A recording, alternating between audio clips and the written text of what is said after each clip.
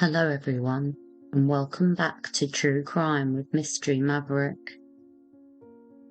Today we continue to look at the aftermath of the boys' murders and the media frenzy that ensued.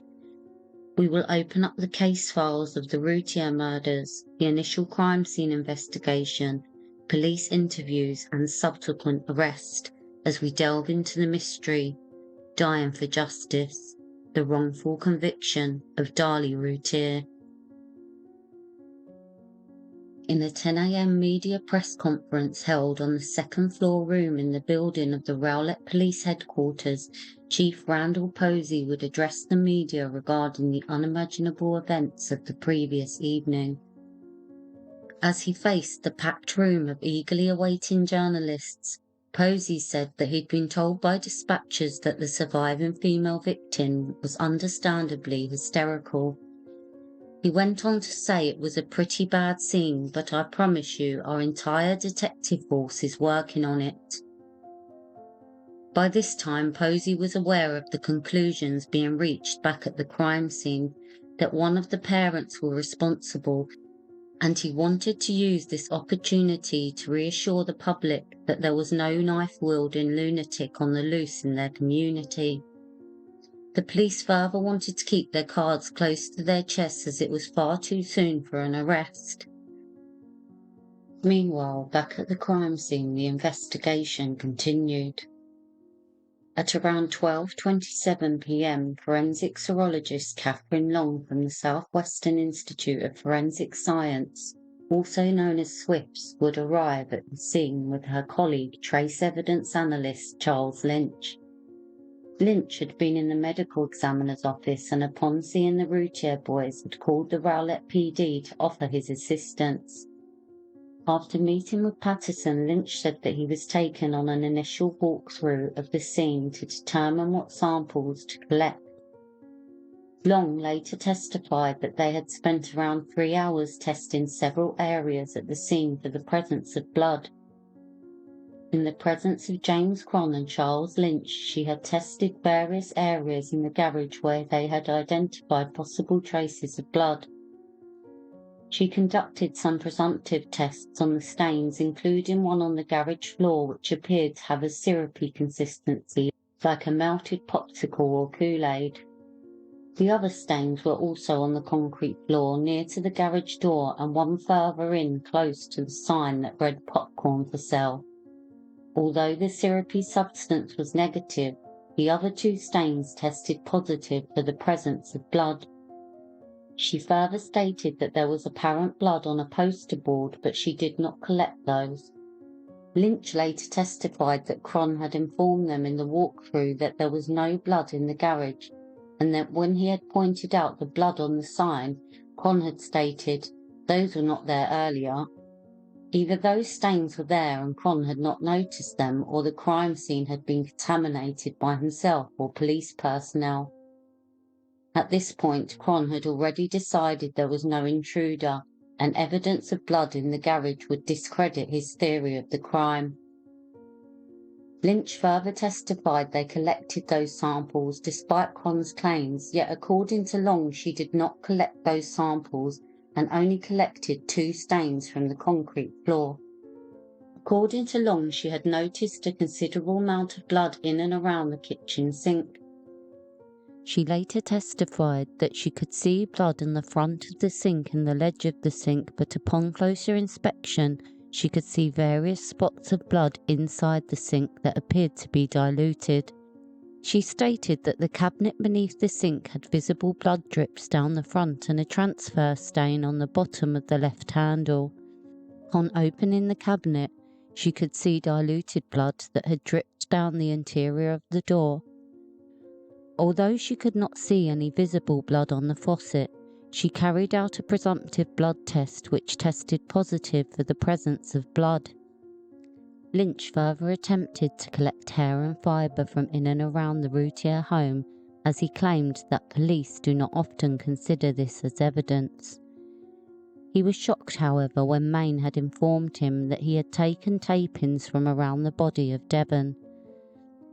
So he proceeded to take tape-ins from the glass coffee table close to where Devon's body had been.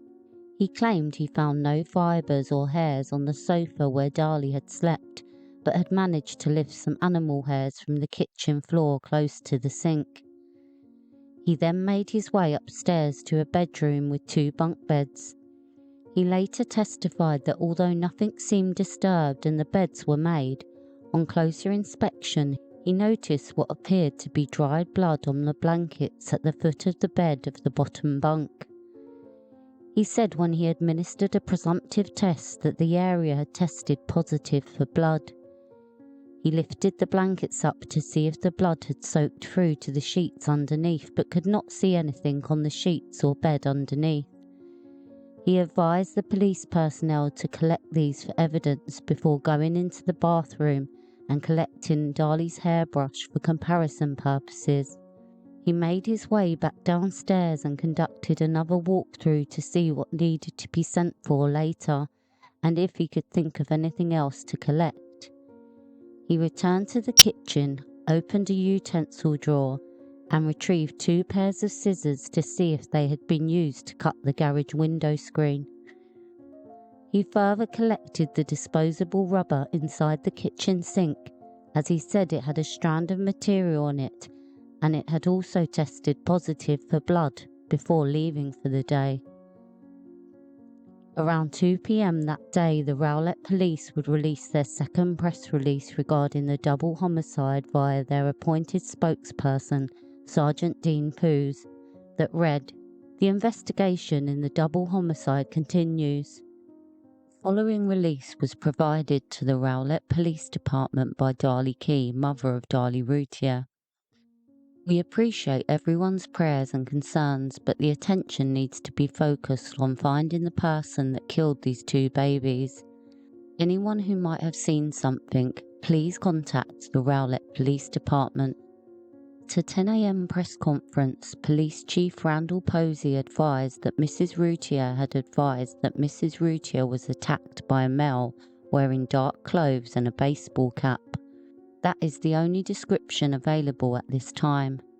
A ground floor window screen at the home was found to be cut and may be a possible point of entry for a suspect.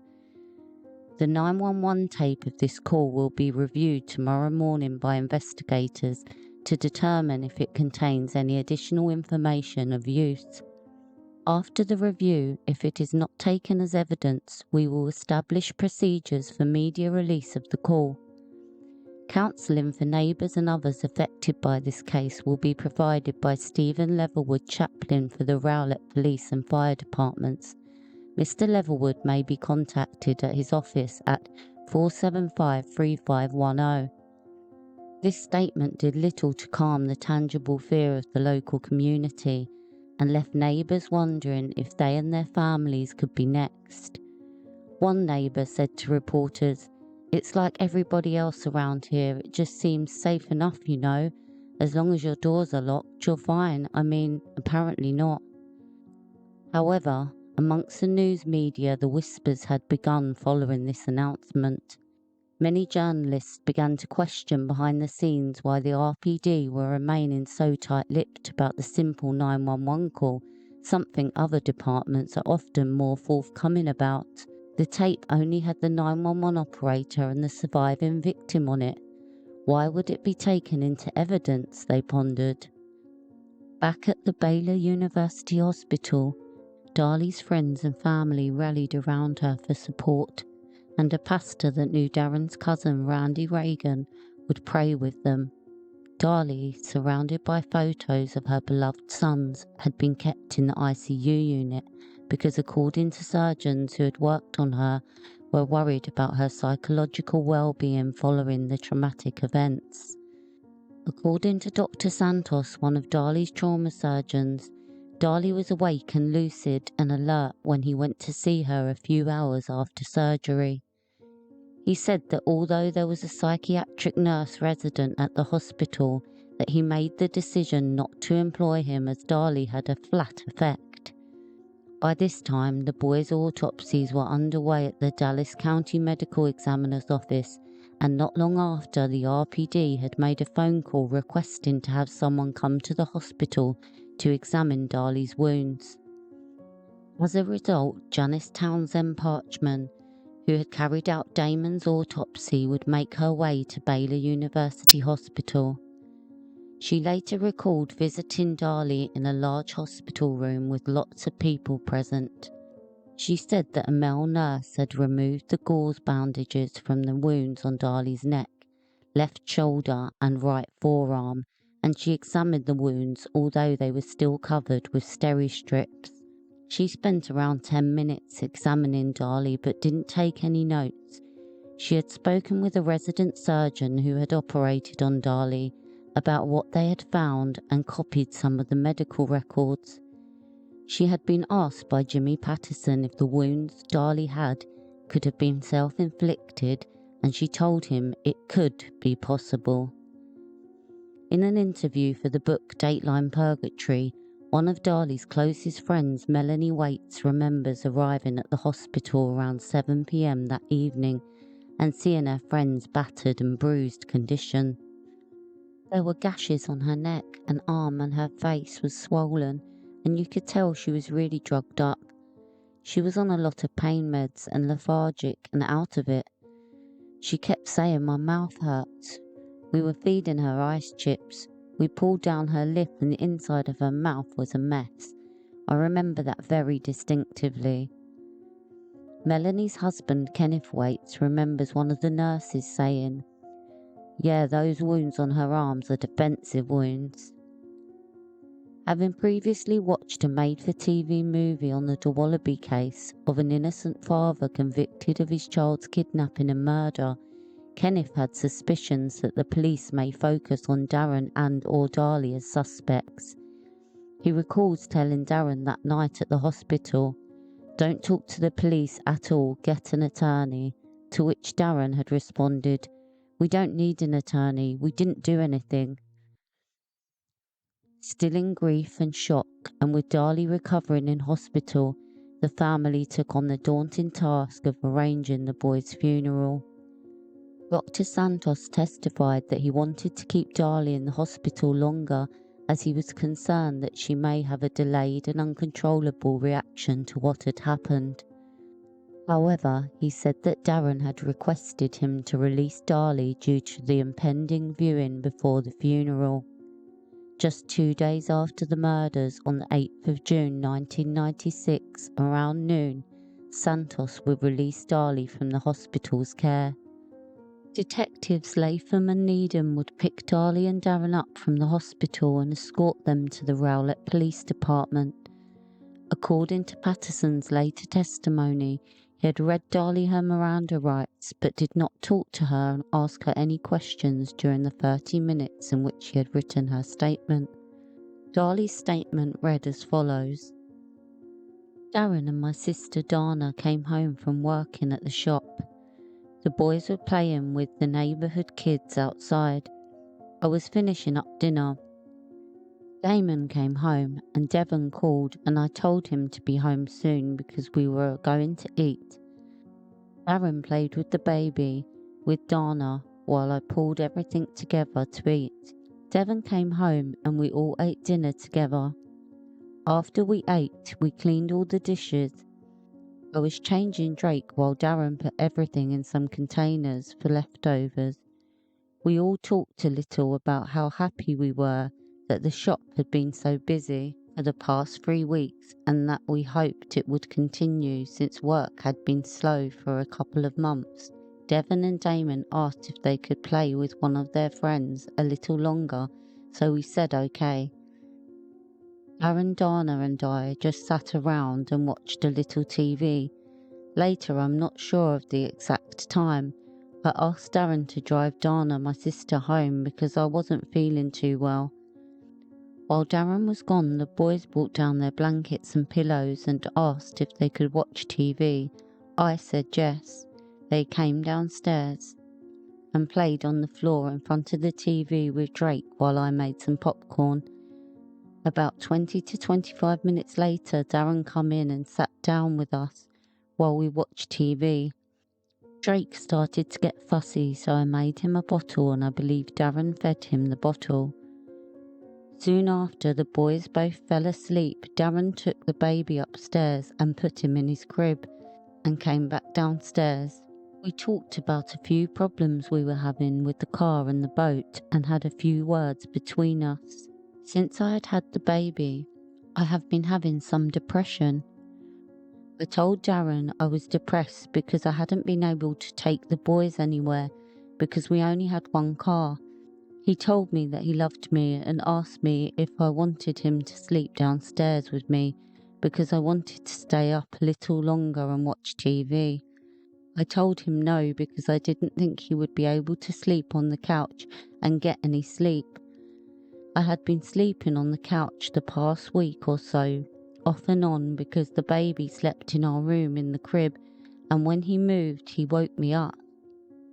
Darren and I had laid together for a little while and then decided to go to sleep because he had work the next day. This was around 12:30 or 1, I'm not sure. He kissed me and said he loved me, and I told him I loved him and would see him in the morning. After a while, I started to get sleepy. The next thing, I woke up and felt a pressure on me. I felt Damon press on my right shoulder and heard him cry. This made me really come awake, and I realised there was a man standing down at my feet walking away from me. I walked after him and heard glass breaking. I got halfway through the kitchen and turned back around to run and turn on the light. I ran back towards the utility room and realised there was a big white-handled knife lying on the floor. It was then that I realised I had blood all over me, and I grabbed the knife, thinking he was in the garage. I looked over and saw the door shut to the garage, so I thought he might still be in there, and I headed to get Darren. I ran back through the kitchen and realised the entire living area had blood all over everything. I put the knife on the counter and ran into the entrance, turned on a light and started screaming for Darren. I think I screamed twice and he ran out of the bedroom with his jeans on and no glasses and was yelling, "What is it? What is it?" I remember saying, "He cut them. He tried to kill me." My neck. He ran down the stairs and into the room where the boys were. I grabbed the phone and called 911. Darren started giving Devon CPR while I put a towel on my neck and a towel over Damon's back. I remember telling Damon to hang on, Mummy was there. I looked over at Darren and saw the glass table had been knocked halfway off and the flower arrangement had been knocked over. I then stood up and turned around and saw glass all over the kitchen floor. I tried to glance over to see if anything was out of place or if anything was missing. I took a few steps and opened the door and screamed for Karen. I was still on the phone with 911 and I don't recall what all was said because everything was happening so fast. I went back to Damon and by then he had stopped moving and the police walked through the door. The paramedics came and tried to work on the children. Darren was screaming, "Who did this? Who did this?" And I started asking if my babies were dead. Darren was crying and said yes. After that, I just remember screaming and showing Darren my neck. Darren took me out to the front of the house, and by then Darren ran upstairs to make sure the baby was okay, and he showed me Drake was okay, and then handed him to Karen, our neighbour. I remember them holding a towel on my neck and wrapping my arm, and then they put me in ambulance. Darren got in, but they told him he needed to leave so they could take care of me. I remember getting to the hospital and them telling me they were taking me to surgery. They took off my necklace and put me to sleep.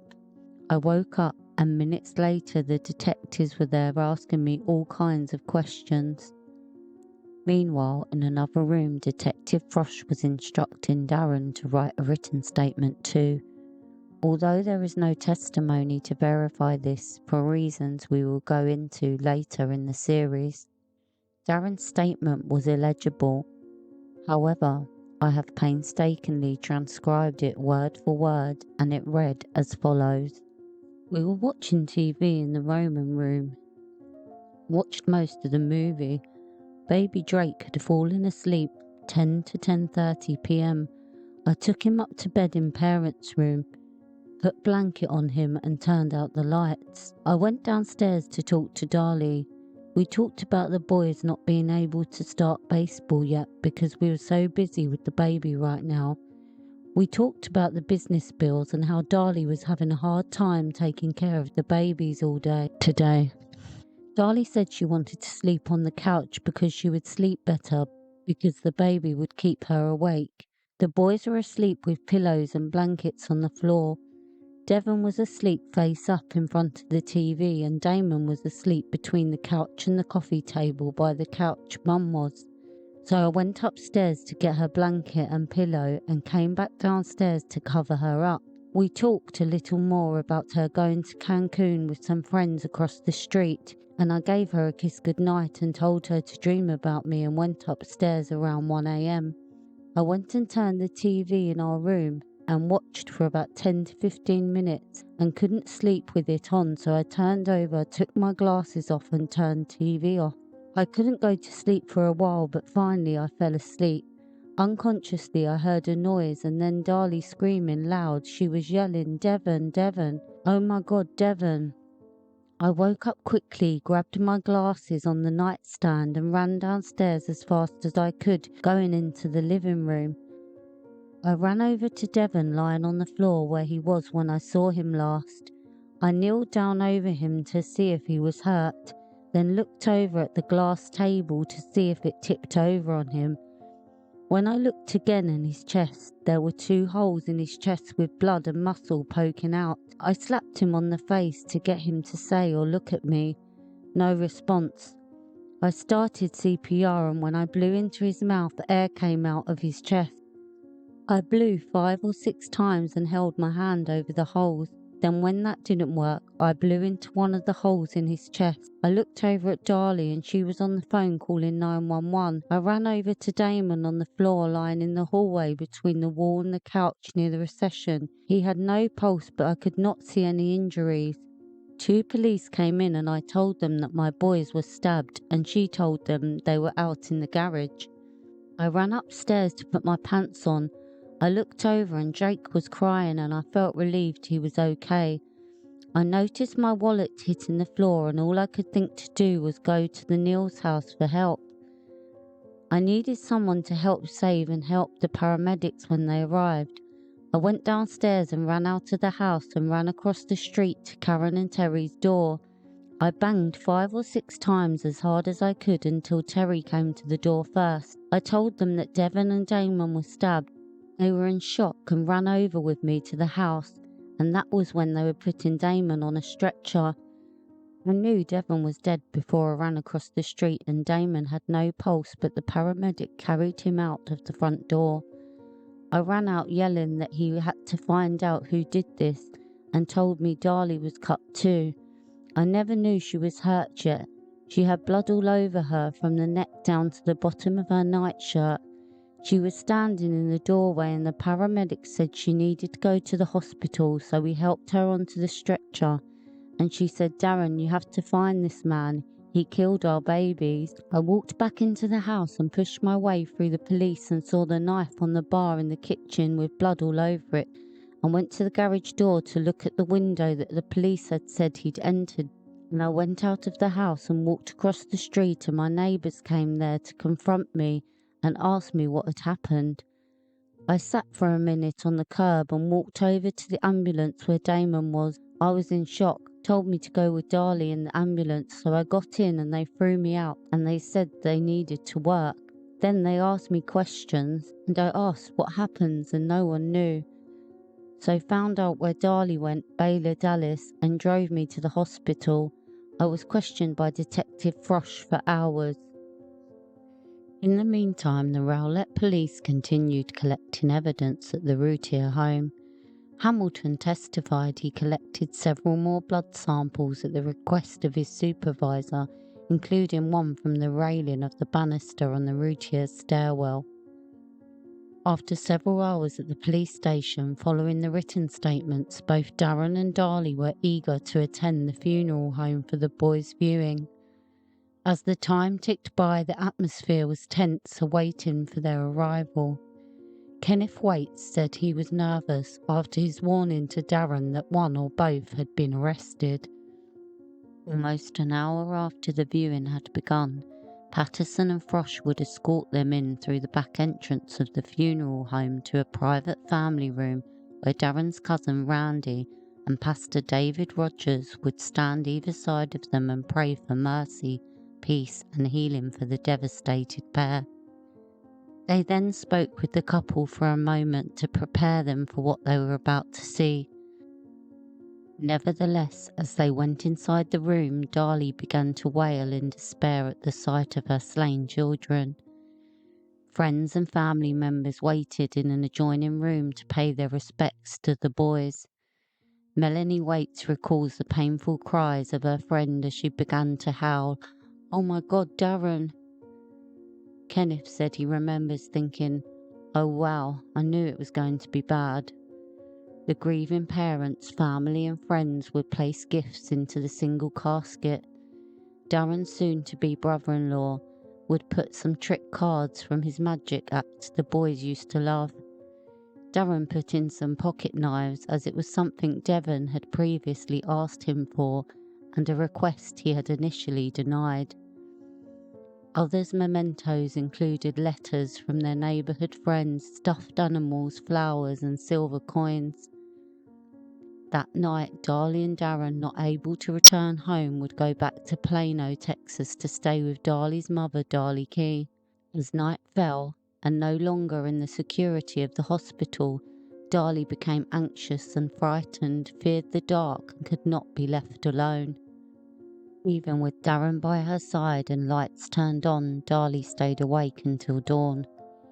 In an interview on The Last Defense, Darlie Routier said, "Darlie was scared to death. I ain't kidding. I ain't ever seen anyone that scared before. Somebody tried to kill her, killed her kids. They're out there." The very next day, on Sunday the 9th of June 1996, family and friends of the Routiers would gather to say their final goodbyes to Devon and Damon. Over 400 people attended the boys' funeral in Wrongful, a town just outside of Rowlett at Rest Haven Memorial Park. It was a somber and heartbreaking day for those who loved the boys, and Darlie was so grief-stricken she had to be held up by Darren to stop her falling to the ground. They would play the boys' favourite song, Gangsta's Paradise, along with I Will Always Love You and Jesus Loves Me. David Rogers, the Christian pastor who presided over the service, would encourage the attendees to celebrate the boys as they entered heaven. "Devon and Damon are rejoicing in the streets of heaven with no sadness or sorrow," he announced to the weeping mourners. Devon and Damon would be laid to rest in a single grave. The boys would be laid side by side, and the two little boys that walked together through life would continue to walk together in heaven. At the end of the service, mourners released balloons into the sky in tribute to the happy, fun-loving children. On the 10th of June, the Routiers would go into the police station and give more interviews regarding the events of that night. They would photograph Darlie's injuries and took inked fingerprints and foot impressions. Darren was again interviewed by Detective Frosh, who said he was taking notes and had Darren draw a diagram of where Darlie and the boys were when he had last seen them prior to the attack. Police had assured Darren and Darlie that they were closing in on a suspect. They informed the couple they had bloody prints, DNA from underneath Darlie's fingernails, and hundreds of leads they were following. It was only a matter of time until the perpetrator of this vicious crime against Darlie and their boys would face the full force of the law and justice. Little did the Routiers know that the leads weren't followed. Evidence was dismissed. and the police had already set their sights on Darlie as the prime suspect. On June the 11th, Darlie and Darren went voluntarily to Swift's to meet with Charles Lynch and give hair and blood samples for comparison purposes. Lynch asked them questions and later stated they were cooperative and fully answered the queries he had put to them.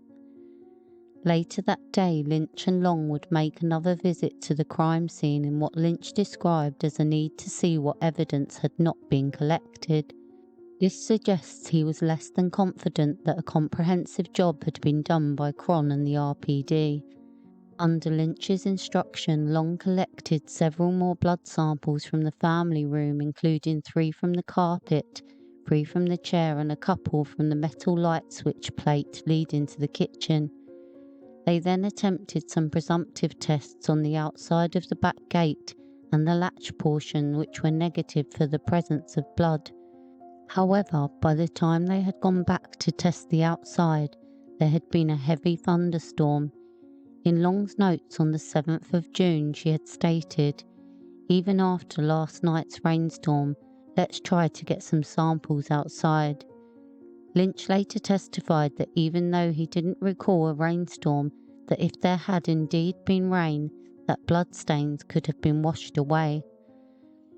Meanwhile, the Rowlett PD began poring over Darren and Darlie's statements, looking for inconsistencies in their stories. Although it can't be verified, according to police, Darren's statement was consistent with his original interview with Detective Frosch, and his story stayed the same. However, Patterson believed that Darlie's statement had materially changed from when he originally interviewed her at the hospital. In her first interview following surgery, Darlie had recalled awaking to a man standing over her, yet in her written statement, Darlie had remembered being awoken by Damon touching her shoulder saying, "Mummy, Mummy." Richard Mosty later stated, "I do not think those two stories are mutually exclusive. Darlie could have been awoken by a burglar and momentarily have a memory lapse or blackout or whatever, and then also have some perception that she was awoken by the baby." 8 days after the murders, on what would be Devon's 7th birthday, Darlie, Darren and the boys' friends, family and neighbours would gather again at the Rest Haven Memorial Park for a memorial service for the boys. A minister would lead the family in several prayers and scriptures, and the family would once again mourn the loss of Devon and Damon. Mama Darlie knew that some of the neighbourhood kids would be joining them and was aware that her daughter was hanging by a thread emotionally. So she said to her, "Darlie, Devon always had the most wonderful birthday parties, and we know that he's in heaven. Let's just for one day try and get through it without crying a lot."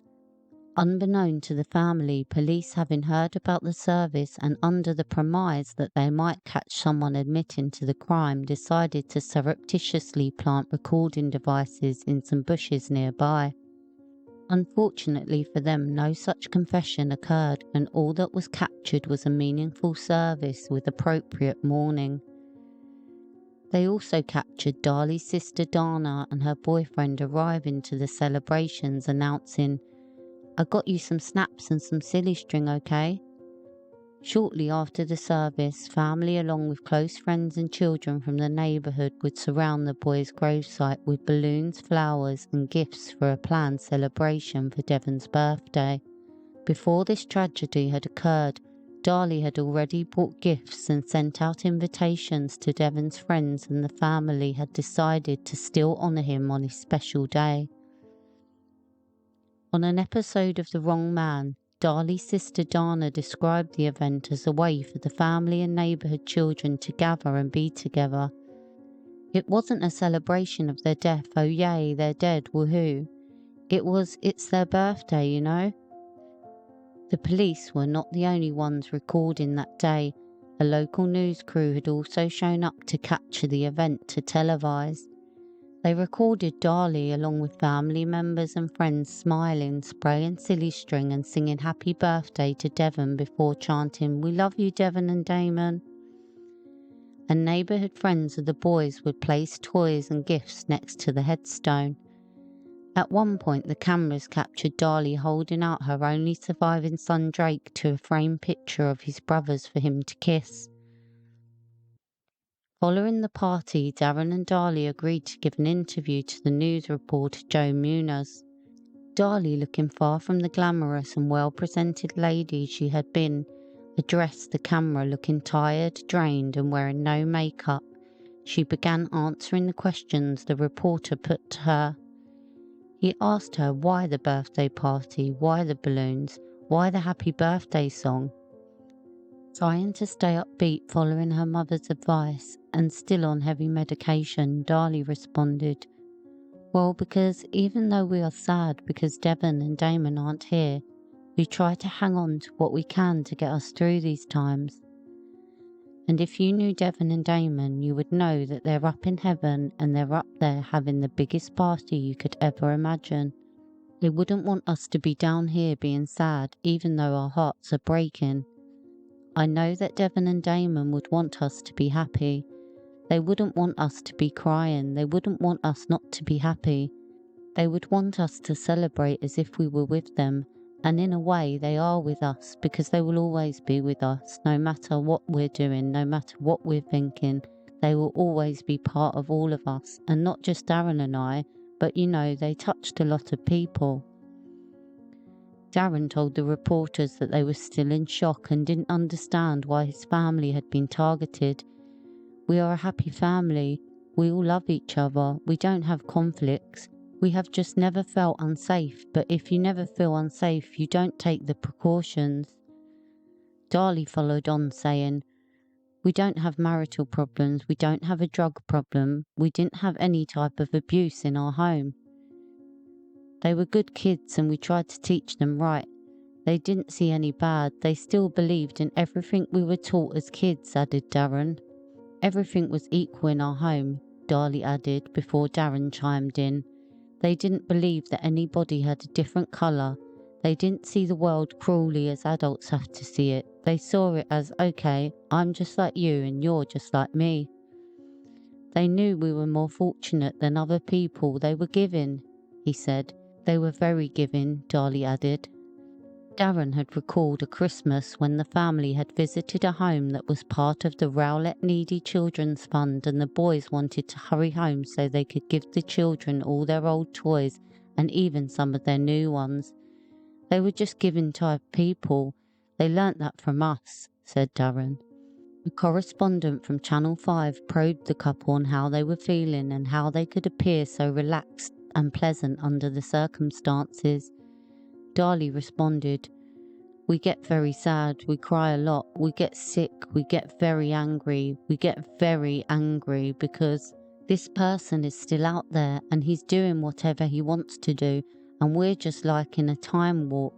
It's like we're walking in limbo. We don't know whether we're coming or going, and he's free to do whatever he wants, but I know that he's not going to be free for long. I feel it. I feel the support and the hard work that these detectives and police are putting into this. It's just incredible." "It's beyond the call, Darren interrupted. "They're doing some high-tech stuff on this investigation, stuff that I wouldn't believe and hadn't even seen in the movies. They are doing the best job they can and they are going to find this person. They are going to find who did it," added Darlie. Munoz would go on to ask them to recall the night of the murders. "What do you remember?" he asked. "Fear," Darren replied. "Fear and pain," said Darlie. "But even with what happened to me, I didn't feel anything because I was in shock. But I wasn't thinking about me. All I was thinking about was trying to save the babies. Darren and I tried to save the babies, but it was too late. The babies were gone. But we tried, and we have to live with that forever," recalled an emotional Darlie. Darren interjected, "We have to live with what we saw in their eyes. Nobody could ever imagine," said Darlie. Darren interjected again, "And it happened so fast that not anybody could have done anything to save them any faster than what I could. You keep going over it, and what if I had done this, and what if I had done that, but if you've never lived in fear, you'll never think of those things." The reporter probed them on the rumours going around that Darren was involved in the crime. Darlie, protecting her husband, fired back, "Gossip is the biggest evil in the world. Unfortunately, there's nothing you can do to stop it, and we are not going to make an issue out of this because anyone that knows us knows how we are, how we lived. They know the story, and we don't have to explain ourselves to anybody." Darren agreed. "And everybody else who cares, it doesn't matter. If they don't know us, they can't damage us any worse than what we are." Munoz queried what they would like to say to the assailant if he were listening. "I think he's a coward because he went after something that was so innocent and couldn't fight back. Then he tried to come to me, but he had to go to them first, and to me that's such cowardness. The man was like an animal that goes after a weak sheep that is asleep, is completely lifeless, and attacks the weakest person in the room first," said Darren. Darren continued as if trying to find an answer or make some kind of sense to this terrible tragedy. "I kept hoping and praying that this guy had stolen something from our house, that he had picked me and my family because I had more than some, or more than this person. That way I could in my heart think that living large is the reason why we got targeted. Now we don't know why. Now we know this is a sick individual that took absolutely nothing from our house, but took the two most important things away from us. That's the part we don't understand. That's the part we may never understand. Our goal now in our life is to live our lives the way that God wants us to, so we can be with our boys again and they'll still be 5 and 7 and still be playing and fighting." The interview would end and Darlie and Darren would join family and friends back at Mama Darlie's for a private celebration of Devon's birthday, completely unaware of the reaction that the taped interview would elicit. When Munoz aired the story, people did not take it the way the family had intended. Not only were the public glued to their screens, but the police were watching intently too. People described the birthday scene as bizarre. The police said it was the oddest thing they had ever seen and thought it was totally inconsistent with a mother who had lost her children to murder, said Mike Glenn of the Garland News. Later, prosecutor Greg Davis said of the graveside party in an interview with Werner Herzog, "I remember the first time I saw that, I was home watching the news and as a parent, I'm sitting there trying to conceive of this, how any parent in that position could possibly be doing something like that. It disgusts me, it troubled me. Again, it's just one of those things you want to wrap your mind around.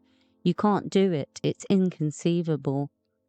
Back in Rowlett, outside the Routier home, people from far and wide came to lay gifts and cards next to the fountain, and soon a shrine to the boys was being created in the front yard. A few days after the birthday celebration, the Routiers received a phone call from the Rowlett Police Department asking them to come to the station.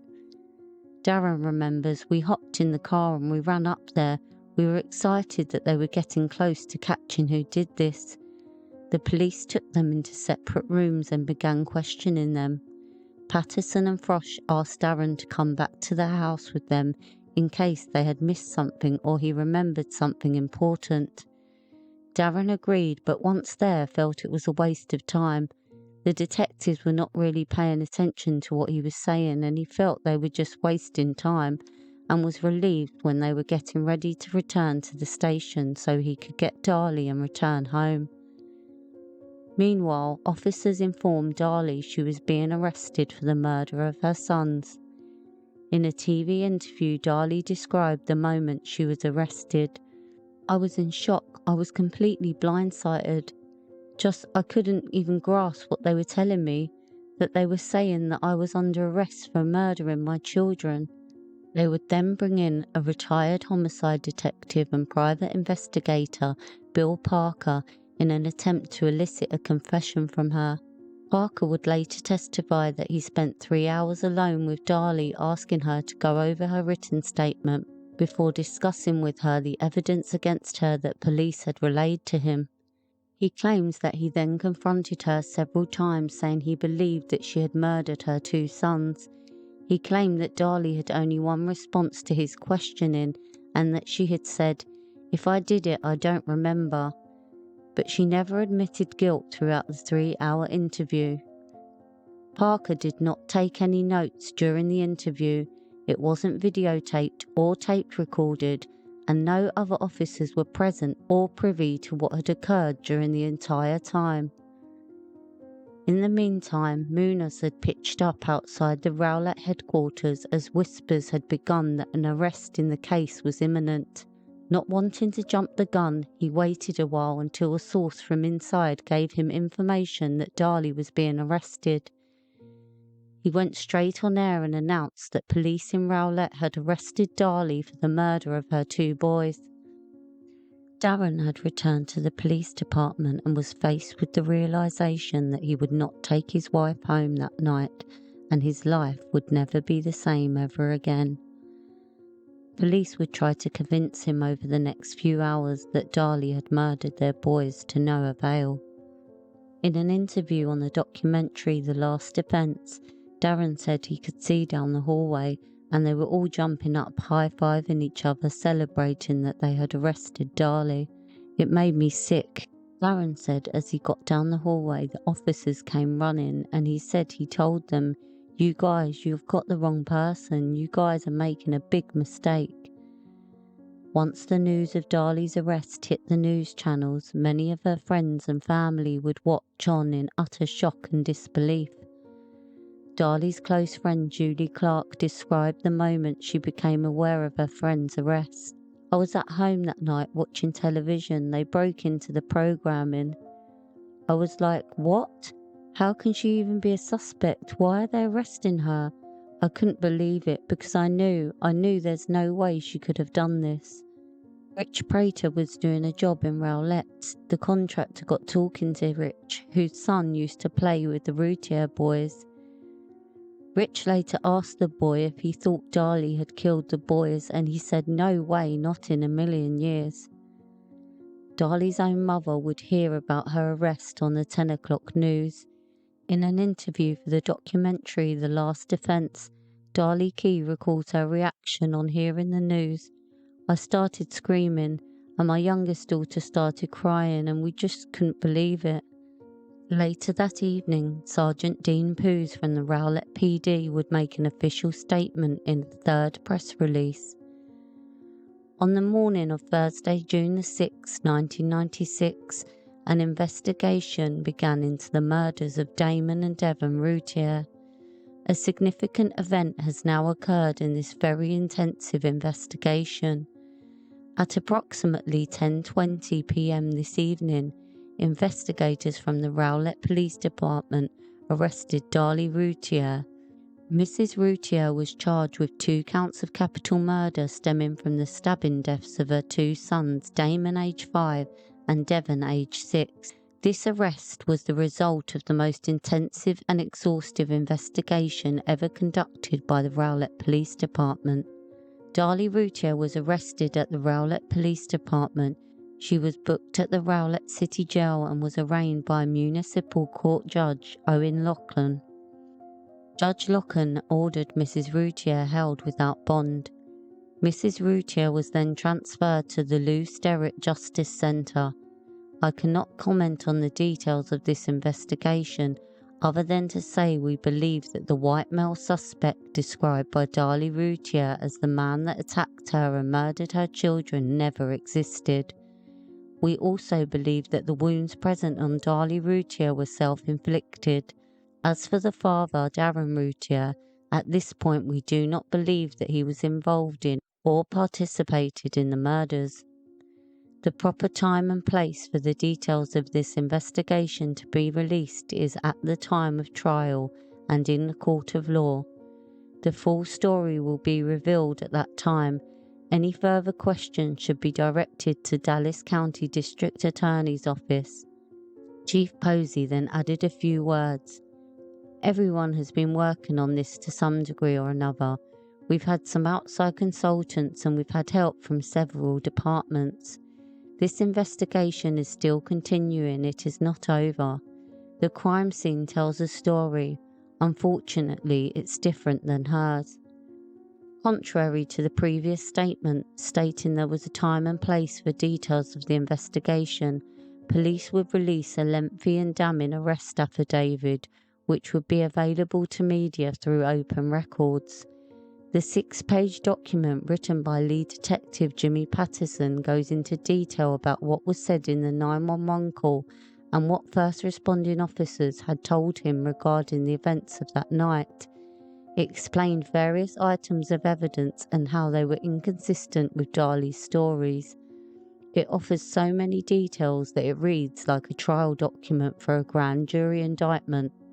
In the book Dateline Purgatory, Lloyd Harrell, a private investigator, said of the document, "I have never seen a criminal complaint written in such a way. Usually in a proceeding, the original complaint contains very few facts. It usually just contains enough to establish probable cause and then arrest and detention to follow." He believes that Patterson had been helped by Dallas DA's office in a bid to bias the public towards Darlie's guilt long before the trial. If you do not have true probable cause, you can make it look as if you do if you write a lengthy affidavit. The court of public opinion quickly turned against Darlie and the rest of the family.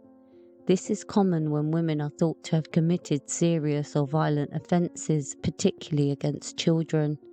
According to feminist criminologist Carol Smart, women who commit serious offences are judged to have transgressed 2 sets of laws, criminal laws and the laws of nature. Therefore, female offenders are seen as double deviant in the eyes of the media and society. In addition, a year and a half prior to the crime in South Carolina, a woman by the name of Susan Smith would report to the police that she had been carjacked and an African-American male had kidnapped her 2 young boys, Michael and Alex. Smith would participate in several media interviews, sobbing and pleading for her boys' safe return. "I want to say to my babies that your mama loves you so much and your daddy and this whole family loves you so much. And you guys have got to be strong because you are. I just feel it in my heart that you're okay, but you've got to take care of each other and your mama and daddy gonna be right here waiting for you when you get home." The whole community had rallied around Smith and the search for her boys went unabated for 9 days. Local residents printed thousands of missing person posters, distributing photos and tying yellow ribbons around mailboxes, telephone poles, and searching wooded areas on horseback. However, the police were not convinced by Smith's story and had started to put pressure on her regarding her change in statements. On the morning of November the 3rd, 1994, she would again give more media interviews claiming she would never harm her boys and that she was hurt by the suggestion she had. Later that afternoon, police would meet with her and she would break down and tell officers that she had killed her boys. Later that evening, police announced Susan's arrest on TV. The locals were stunned at the shocking revelations, and the love that had been shown soon turned to hatred. They felt betrayed by Smith and were incensed that she had deceived them. The day after Darlie's arrest, the media were already drawing comparisons to the Smith case. Charles Richards of the Associated Press wrote, "The case is reminiscent of the South Carolina case that drew national attention before confessing to rolling her car into a lake with her 3-year-old son and 14-month-old son inside in October 1994. Susan Smith claimed for 9 days that a black carjacker had abducted her children. It has been widely reported that Darlie was quickly labelled as Dallas's Susan Smith. In reality, the cases were not comparable at all, besides the fact that 2 young boys were killed. Darlie had not only not admitted her guilt, but she would continue to proclaim her innocence. On the next episode, we look at the aftermath of Darlie's arrest and the family's fight against the powerful systems. We delve further into the case files and explore the pre-trial hearings that ensued, as we continue to delve into the mystery, dying for justice, the wrongful conviction of Darlie Routier.